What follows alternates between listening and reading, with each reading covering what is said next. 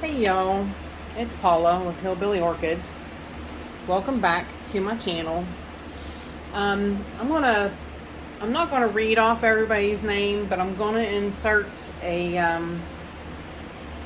banner or something in the beginning of this video of all my new subscribers, because I have gotten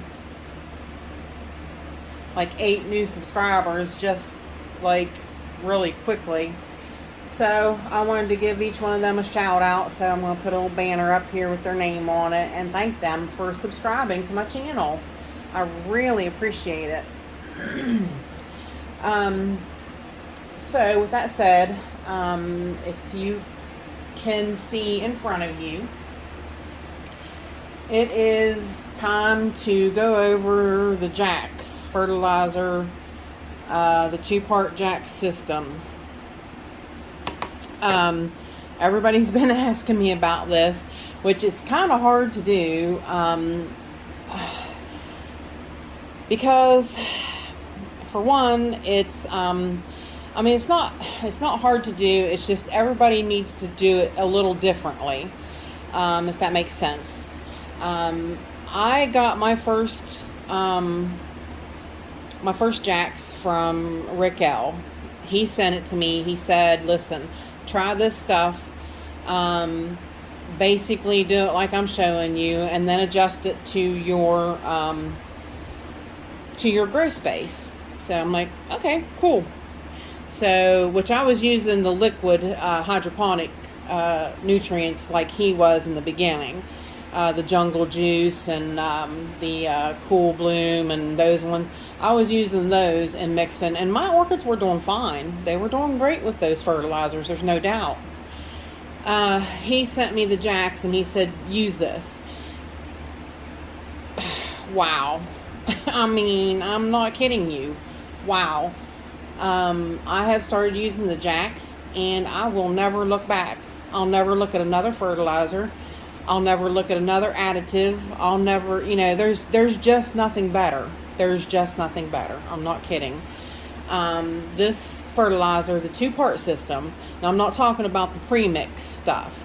The reason I'm not talking about the premix stuff is because Jax makes I think a 20-20-20. They make a basic all around, different mixtures, so you don't have to mix it. It's already pre-made. You just mix it in water, and how simple is that? Okay, well, it's simple, but your plants don't really thrive from it. The reason being is because with this system, the 2-part system, you can control the nitrate, the calcium nitrate. You can control that in this system. So like in the middle of summer, if your plants are growing good, you can hammer them with that calcium nitrate and they're going to grow. And I'm not kidding you. They're going to grow like right before your eyes. They grow so fast and they grow so good with that calcium nitrate from Jax that it's just, and I'm telling you, they're not endorsing me. They're not paying me to say this or nothing. I promise. It's just that everybody that I have given this Jax to, and you can go and you can ask them yourselves, have said the difference that they have noticed in using the Jax 2-part system. I sent some to Michael McCarthy a long time ago. Well, he was hesitant. He's like, no, just, that's a lot of mixing, a lot of work. He was like, no, I don't want to do that. Well, finally, I don't know, he up and decided he was going to start using it. I sent it to him. I was hoping that eventually he would break down and use it. And I think you could probably ask him. It's not a whole lot more extra work, really. But he ask him in the comments, what's your take on it? He was surprised, and that he's been around a long time and grown a lot of plants. And he said that he's had one Cattleya, I believe, he can correct me if I'm wrong. I believe he said that he had one Cattleya that wasn't doing anything, And since he started watering it with Jax, it put out 3 new growths at once, and that plant has never done more than 1 growth a year. So that's what I'm saying. I mean, this stuff just, it wakes up your orchid. I don't know why. I don't know how. I don't know what's in it. I don't, I just followed Rick L's instructions, and I tweaked it to my growing environment. Because see, where Rick's from, Alabama, it's hot, it's humid. He grew outside, so he was constantly feeding his plants. If you live in Florida, I mean, you could use this stuff, you could use it, to the maximum percentages and really benefit from it. I mean, there's just no lie. I mean, that's what Rick did, was when it would rain, he'd go outside with just a spray bottle full of this and just douse everybody and just let it rain and just let it flush through. And then he said if it rained all night, then he'd go out in the morning and he'd spray them all down again with a good dose of it. It's phenomenal. It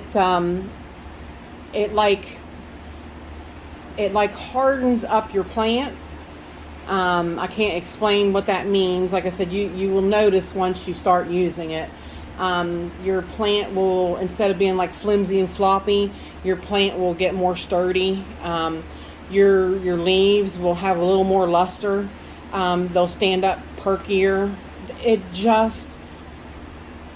It's like I don't know, it's just like a go-to juice that just really gets the orchids rolling. I mean, excuse me, still drinking my coffee. Really just phenomenal stuff. Now, Michael McCarthy asked me the other night, he said, do you ever use it 100% calcium nitrate to 100% fertilizer? And I'm like, oh no, absolutely not. I've never used it that high myself. I mean, I don't know. Sometimes with the calcium nitrate and certain plants, you have to be cautious with it. It can start such a rapid growth rate that your plant will get soft. It'll have a soft growth, and that's because it's really between grow lights and that nutrient, it's really pushing fast growth. So it's too fast. So you have to kind of watch that, and you kind of have to back off. It's a lot about reading what your plant wants, kinda. Now I have one plant, and I'll show you an example of it here as soon as we go over the fertilizer. I'm thinking that I need to back off on the calcium nitrate percentage in my fertilizer with it. It's the only one that I notice a spindly growth. But I'm not 100% convinced that it's that. I'm thinking mainly it's because this sounds so weird, but it's shadowed by its own growth, that the new growths coming up are not receiving enough light. I really believe that is part of the problem. It's my Elmhurst green. It's such a big plant, and I have so many growths on it that are so big that I believe that the new growths coming up are not receiving enough light. So I really don't think it is, but I'm backing it off a little bit just to make sure, I mean, because you just don't know. Plants can't speak English, wish they could, so they could tell us what's going on. But anyways, I myself, now this is personally how I do this system, because I have to make a ton of water to water with. I have so many plants that I need a lot of water, because what I do is I personally, each of my plants have a mask that I always, everybody has their own mask. This one has holes, this one don't, so I do not share water. I do not share water with any of my plants. So every single one of my plants has their own pot to be sitting in their own water. And actually, you can tell this one I just watered, so you can see it's still got water in it.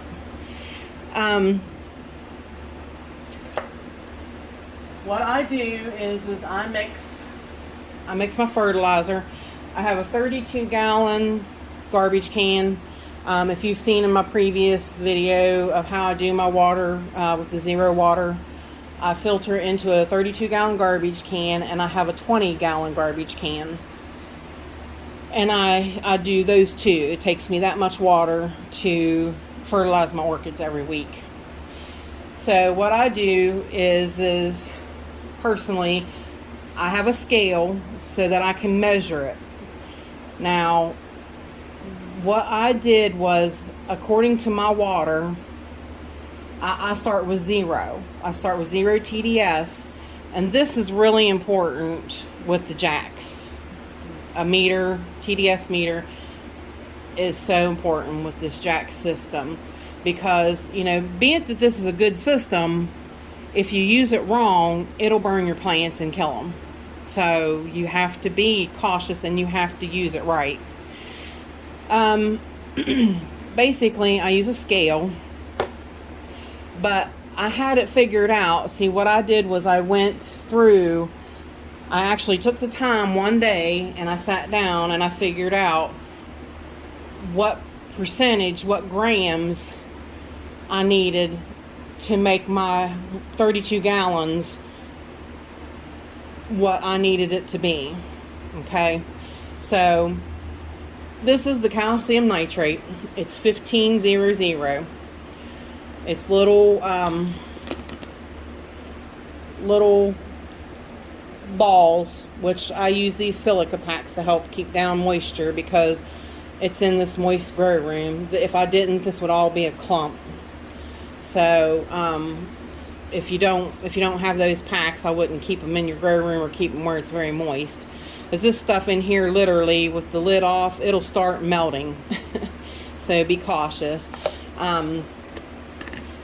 I had to, when I bought this, after I used up what Rick gave me, I bought 25-pound bags of each. So I have them in airtight 5-gallon buckets. So it's, you know, sealed up so that they don't get air, so I can keep them, and keep them semi-fresh, you know, because I'll never probably go through that much fertilizer in my lifetime. And I've shared it a lot. So, but this is the calcium nitrate, and this is the fertilizer, 5-12-26. This looks like sand with like chunks of white stone in it. Now those white, I don't know what those are, those white little stone looking things, rock looking things. I'm not sure what part of the fertilizer that is, but they do take a little longer to mix. I mean, if your water is pretty warm-ish, they'll mix up pretty decent. But I usually always make sure that I wait and give this one enough time to dissolve, and make sure that all those little chunks are dissolved. But basically what I do is I get out my scale, and this is my notes. This is how I follow my notes. I get out my little scale, and I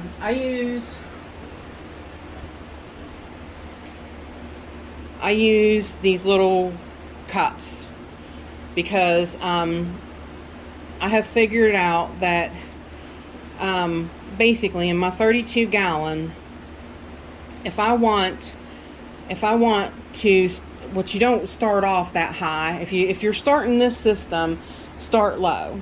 Start it low and work your way up.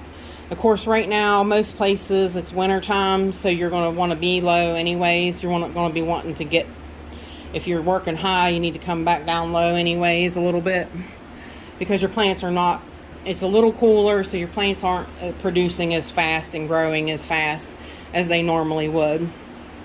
So, but what I do is this is a scale that tears. So what you do is you you turn the scale on, and you which I'm not sure, you probably can't really exactly see it. That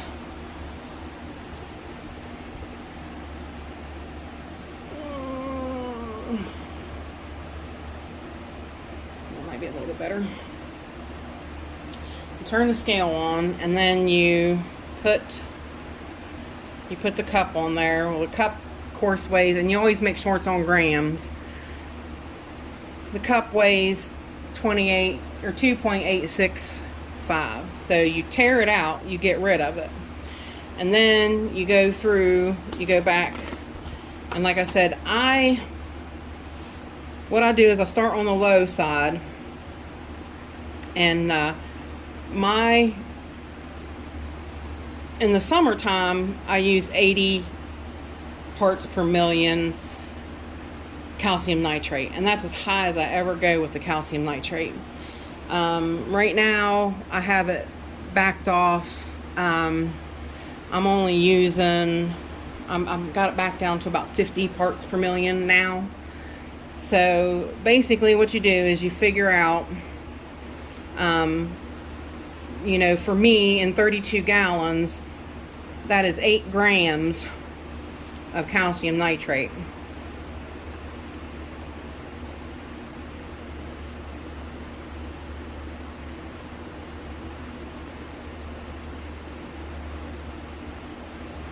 Alright. So it takes literally that much calcium nitrate in 32 gallons to make it, which, like I said, right now I'm doing 50, so that makes it right around 50. It might be like 53. I think this time when I did it, it was like 53, which that's neither here nor there. I mean, it don't have to be spot on or nothing. Doesn't have to be exacts, but what I do is I throw that in there and I measure it, and I mix it up real good, and then I go back and I take my TDS meter and I take a reading of what my water says, and like I said, it's usually about 53 parts per million, and I mix it first. I mix it the very first thing in the water. Now I did for Justin, I worked it up to where it was an approximate for a gallon. I will put that up in there somewhere on the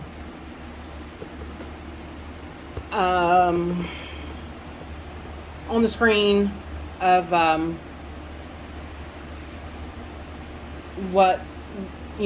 much you need to use for a gallon, for those of you guys that just mix it by the gallon.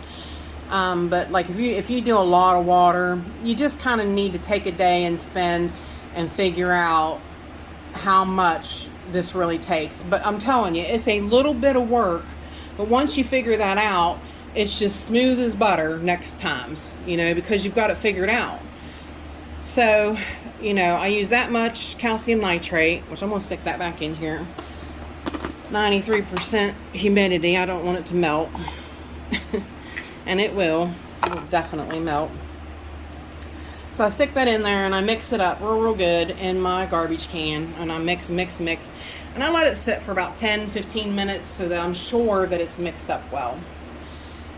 Then I move on to the fertilizer, the 5-12-26. Now basically it takes about 20 grams of this actual fertilizer. And that usually puts me right about, I'll say 120, 130 parts per million. And I do it the same way. I just put my little cup on there, I tear it out to 0, and then I just fill my cup till it's 20. Why is my stupid notifications going off? I thought I silenced them. Sorry.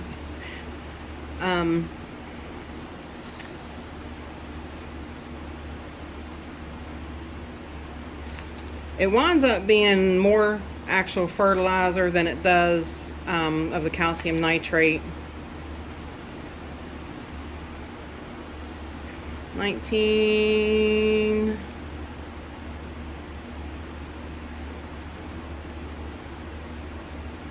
and 20. So right there, it takes that much fertilizer to put me up to, like I said, about 120, 130 parts per million. So I mix it up real good. I stir it and stir it and stir it till it hits, till everything's stirred up good. Like I said, my total reading should be about 120 to 130. 140 isn't bad. And like I said, this is right now. In the summertime, it's a lot different. I up the game in the summer because your plants are hotter, they're warmer, they're growing fast, they're using more. So now that it's getting to be winter time, I'm dropping back. So then once that's mixed up well, then I use my Epsom salts. One thing to always remember, these two, do not mix them together ever at the same time in water unless they are completely dissolved. They do make a toxic sludge. Nina from Ninja Orchids, she actually, I'm pretty sure it was Nina, showed, I'm pretty sure it was Nina. I hope I'm giving the credit to the right person. She actually, I was really pleased that she showed that these two make a pasty stuff that will kill your plant. I mean, I can't really say it's toxic, but that pasty stuff, you put it on your plant, it's going to kill it. It's going to burn your roots. It's going to zap it, and it will. So that's why I mix this first, and I put this in last, absolute last. I make sure that, because a half hour later, I'm mixing this in. Because like I said, I take my time. That's a personal preference that I do when I'm mixing my nutrients. But now this only takes 3 grams, and I wanted to show Michael this. This doesn't have any silica packets in it, and you can see it's definitely wanting to chunk up. So I need to get me some packets and put in this to keep it as good as the other ones. But these sealed containers usually do the trick, but when it's really this moist in here, there's no way around it. You wind up getting some stuff in there. And I'll show you what the bags look like for this Jax. Make sure that you get the right Jax. Don't get a knockoff. There's knockoffs out there that do not work like this system works. I don't know why. Like I said, my opinion only, this is a miracle fertilizer. It is the best. The knockoffs, I don't know what it is. I mean, it's got the same 1500, 51226. The only thing is I did notice about some of the knockoffs, calcium nitrate almost looks like chunks of Epsom salts, broken. It's like shards of glass looking stuff. And how can you can't properly measure that out to mix that. That's a little difficult. So I don't, right here, use name brand Jax 2-part system, part A and B, 1500, 51226. Don't go anything else. It is not worth it. Like I said, you're doing this to do what's best for your plant. You're doing this to, maximize your plant's growing abilities and make your plant thrive. Why do a knockoff? This isn't that much more expensive, and I think actually it's right around the same price, honestly. There are places, there's on eBay sells some 4-pound packages. they what it is, they've bought the 25 pounds and they've been selling it in 4-pound packages. Make sure that it's genuine, that it looks like this, the little nitrogen balls and the sand and little shards, little white pieces of rock looking stuff. Make sure it looks genuine before you purchase it. Because, like I said, there's knockoff brands that are trying to do this fertilizer, and it's just not as good. Like I said, I don't understand it. I don't understand what is different about it. It's the same numbers, so you would think that it works the same, but it don't. So, you know, I would not go there. That's my personal opinion. And like I said, all this is personally what I do. You need to tweak this. If you're going to do this system, you need to tweak this to your environment. If you're a cooler growing environment, you need to knock that down a lot more, because your plants are not going to grow like mine are growing.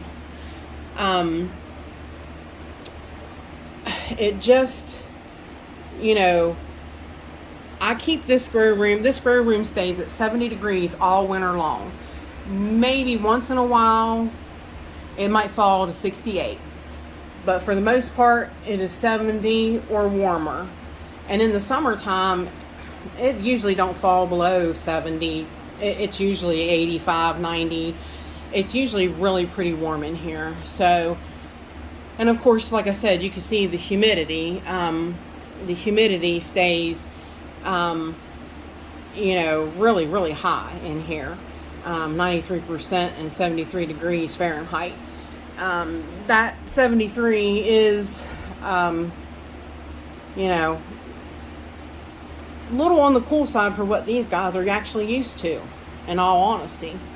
But the thing is that, like I said, in cooler growing environments, your plants are not doing what mine are doing. If you're 68 degrees, your plants are not doing what mine are doing. Your plants are not growing at the rate mine are growing, lights or no lights. 68 degrees is cooler on them, and they're slowing down. So they're not going to require that much fertilizer. So that's what I'm saying. Everybody's different. And if you're in Florida, you could jack this up. You could put this up to 80 parts per million calcium nitrate to, you know, I do, in the summertime I do a total of all the fertilizer, 200 parts per million in the summertime. That's 80 parts per million of this. The rest of it is the fertilizer with about 20 to 25 parts per million Epsom salts. And that's what I was going to say. In the end of that, I do mix 3 grams of the Epsom salts and mix in. But like I said, I did work it out per gallon for Justin, because he doesn't have as many plants as I do to water. So I will find that and I'll put it up on the screen, so those of you that, you know, might want to do this system, that you don't have that many plants and you do only water by the gallon, that way. And it's a general rule of what you have to mix. And I'm thinking it's like, I think it's like 1/8 of a teaspoon of calcium nitrate. I mean, it's really just pinches. So, but I'll find it and I'll go over it, and it puts it right about, like I said, I think I figured it up for him at 200 parts per million, because that was in the summertime when I gave it to him and he was going to use it. So, but like I said, you would have to lessen that.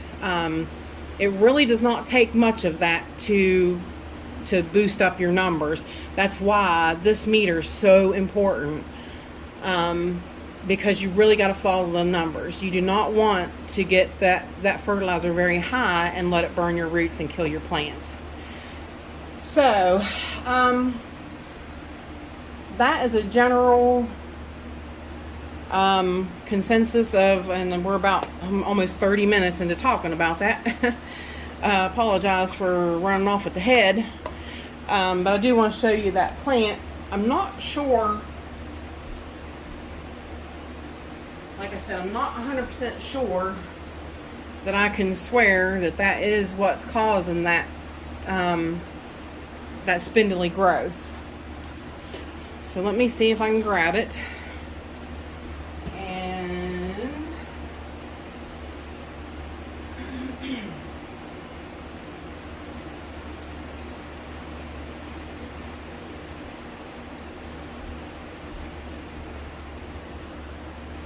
if I can fit it in here, see, it's the BLC Green Witch Elmhurst Green.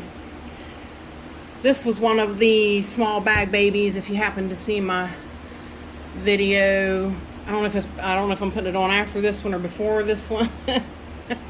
So I'm gonna take you off of the tripod thing here so I can see what I'm doing. Maybe this is a huge plant. You see how big these leaves are, and they're umbrella.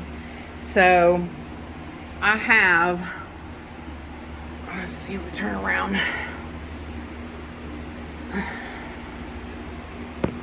This is really, you can see that one growth right there with the possible little sheath in it.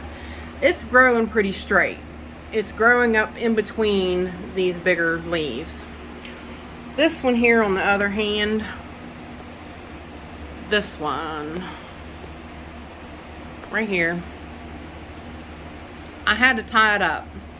It was very spindly. I'm not sure if you can see, but I'm not, like I said, I can't say 100% that it's because of the fertilizer, because this plant is so shadowed by its own growth that it could just be that.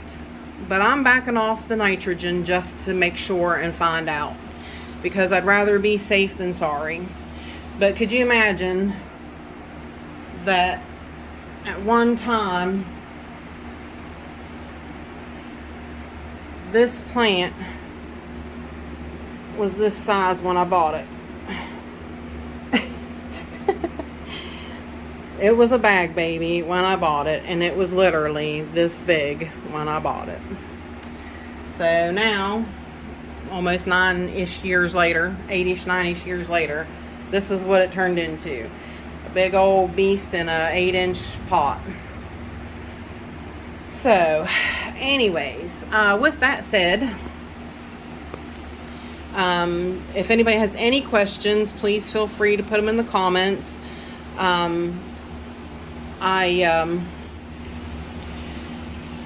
I think I've pretty well covered everything that I could possibly think of in the video. If you have any questions, please feel free to ask me in the comments.